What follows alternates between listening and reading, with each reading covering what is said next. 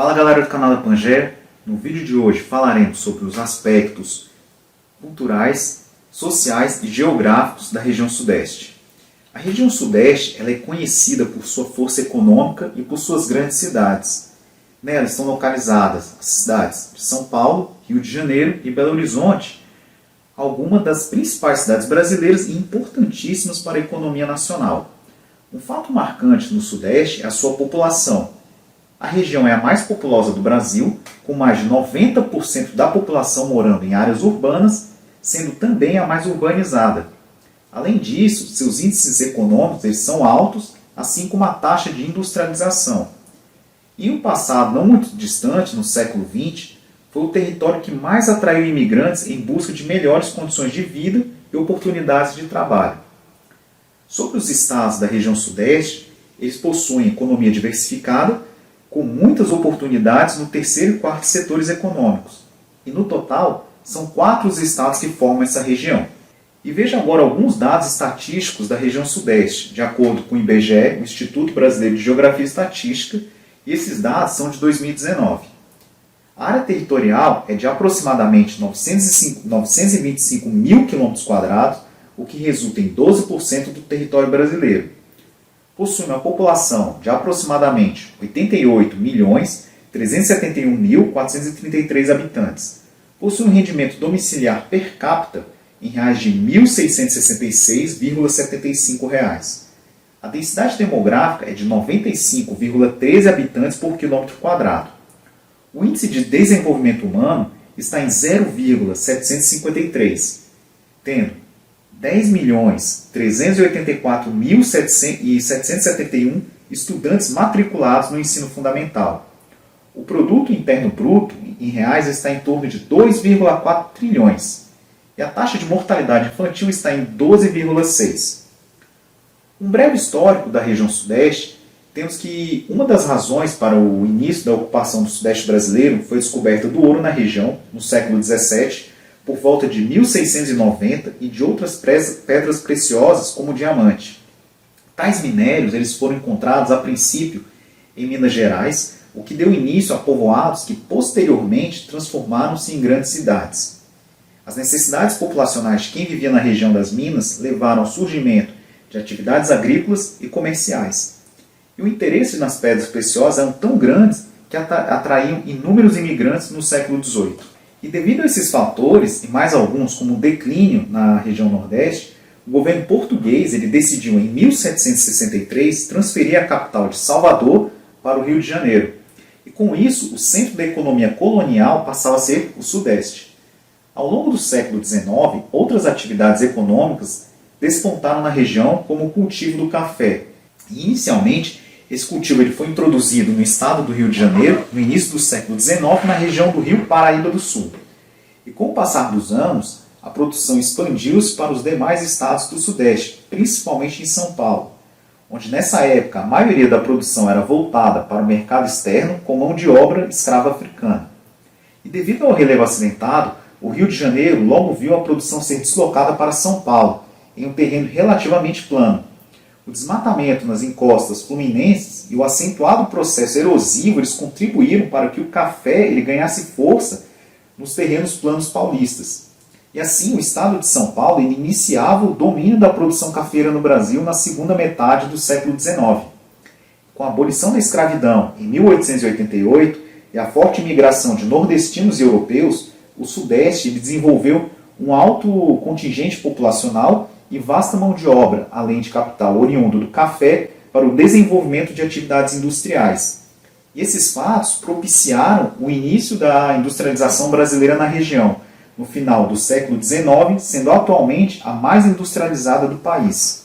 Sobre o clima na região Nordeste, ele é basicamente tropical devido à sua localização geográfica. É uma região situada entre os trópicos, tendo temperaturas elevadas na maior parte dos estados. Entretanto, alguns fatores modificam seu clima, como a altitude, a maritimidade, que é a influência das massas de ar vindas do oceano, e a latitude. O relevo, a altitude, ele exerce grande influência na distribuição de chuvas e nas diferenças de temperatura. Na cidade do Rio de Janeiro e em Santos, há maiores índices pluviométricos do que em Belo Horizonte, por exemplo. Isso porque as primeiras são litorâneas, recebendo muita umidade do oceano, que é a maritimidade. Já a capital mineira ela está em uma área elevada de 852 metros acima do nível do mar, com bairros que atingem mais de 1.500 metros de altitude. Em geral, as cidades mais altas elas possuem temperaturas menores. Na Serra da Mantiqueira, as temperaturas são baixas nas divisas entre Minas Gerais e São Paulo, e o destaque dessa área é a cidade de Campos do Jordão, em São Paulo, que atrai inúmeros turistas devido ao clima frio e elevada altitude, a mais de 1.600 metros acima do nível do mar. E nessas regiões, o clima é o tropical de altitude, com baixas temperaturas, a presença de geadas no inverno e índices pluviométricos de 1.500 milímetros anuais.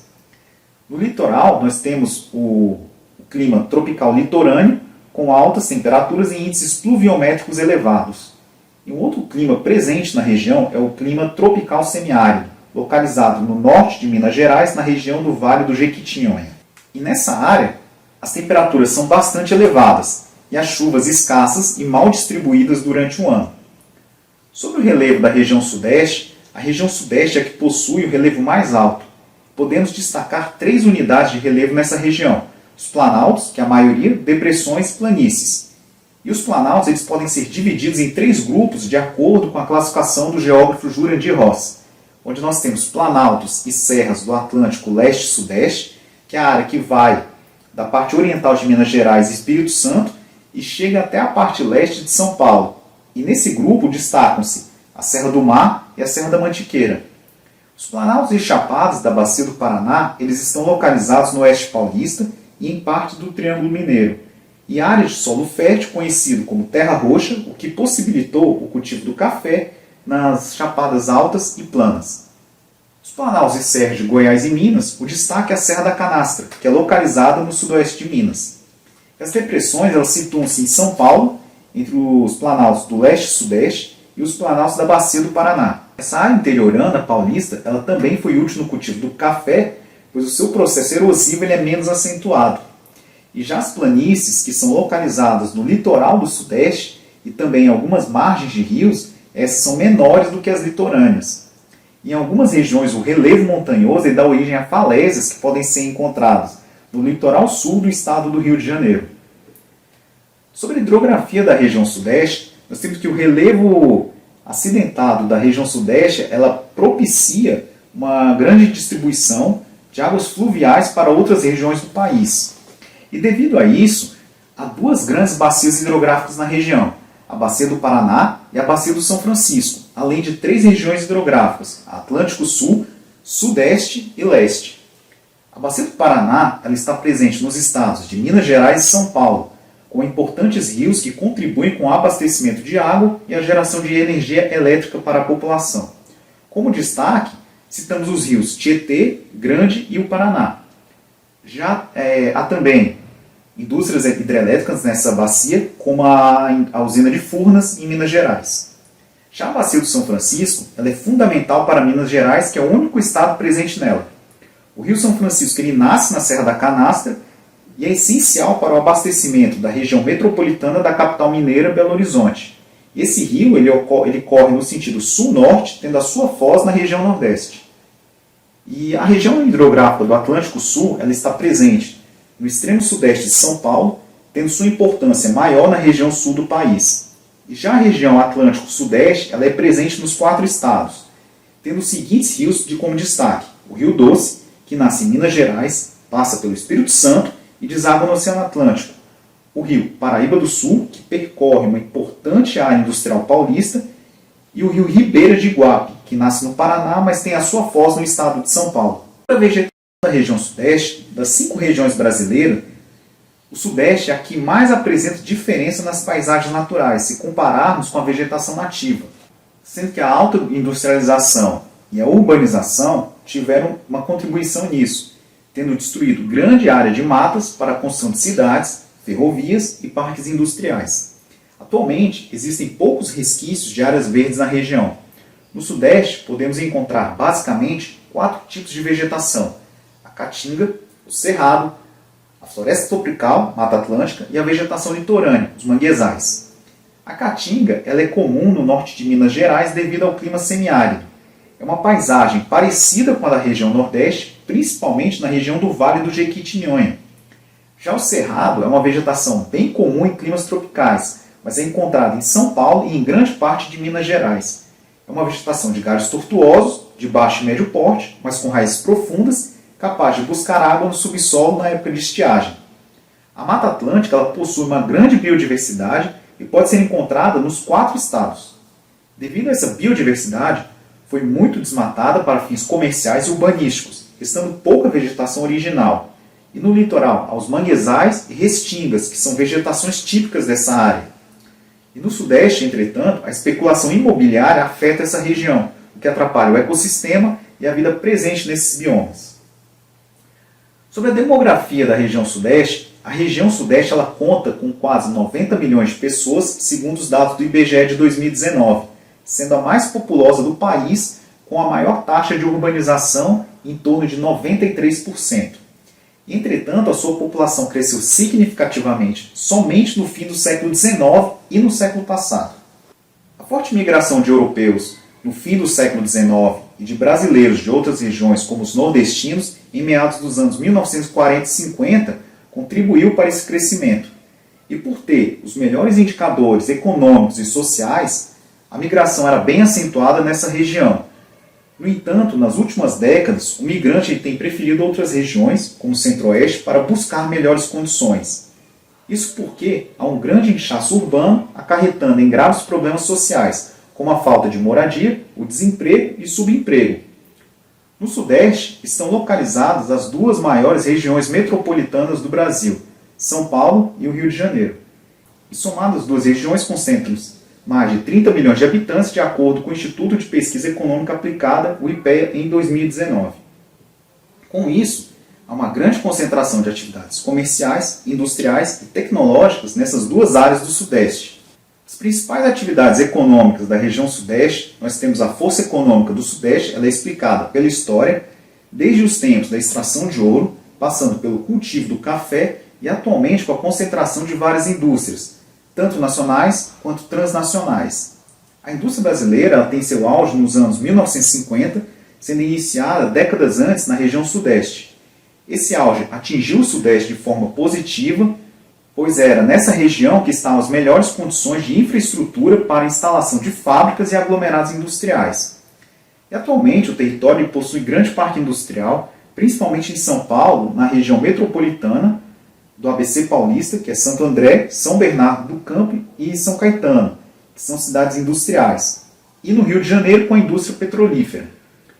E há em andamento uma forte desconcentração industrial das grandes metrópoles por diversos fatores, como terrenos caros, inchaço urbano e incentivos fiscais por parte de cidades menores. E com isso, algumas áreas do interior do Sudeste tornaram-se centros industriais, como Contagem, em Minas Gerais. Além disso, a malha rodoviária da região contribui para que essas indústrias partam para o interior, mas sem perder o grande mercado consumidor existente nas grandes cidades. O Sudeste ele conta com importantes recursos minerais, como o ferro e o manganês, encontrado em Minas Gerais, no quadrilátero ferrífero. Esses minerais eles são exportados para o mundo todo via o Porto de Tubarão, no Espírito Santo. O petróleo e o sal marinho eles também estão presentes na economia da região. E hoje, o estado do Rio de Janeiro é o maior produtor de petróleo do país, seguido pelo Espírito Santo, que é o 2º maior produtor de sal. E a região também é forte na pecuária. De acordo com os dados do IBGE de 2018, o Sudeste abrange o 3º maior rebanho do Brasil, com mais de 37 milhões de cabeças de gado. O destaque na região para essa produção é o estado de Minas Gerais, com forças para as indústrias de laticínios. O rebanho suíno ele também faz presente na economia, o que concentra o 2º maior rebanho dessa espécie no país, com mais de 7 milhões de porcos. Sobre os aspectos culturais da região Sudeste, nós temos, com a forte migração ocorrida nos séculos passados, as manifestações culturais presentes nessa região possuem influência indígena, negra e europeia, além de uma influência asiática. Uma das festas mais famosas de todo o mundo ocorre na cidade do Rio de Janeiro e também em São Paulo, que é o Carnaval. As festas carnavalescas dessas 2 cidades são famosas pelas grandes aglomerações e pelos desfiles das escolas de samba, atraindo gente de todo o Brasil e de vários cantos do mundo. Ainda no Rio de Janeiro, há o famoso Réveillon em Copacabana, que chega a reunir mais de 2 milhões de pessoas na orla da praia. Há também no Espírito Santo as bandas de Congo, que é de origem indígena, que são bandas folclóricas com danças e ritmos simples, e que os congueiros eles sentam-se em tambores formando um círculo, e além de bater nos tambores, há outros instrumentos musicais que incrementam a dança, como a casaca, que se parece com o reco-reco.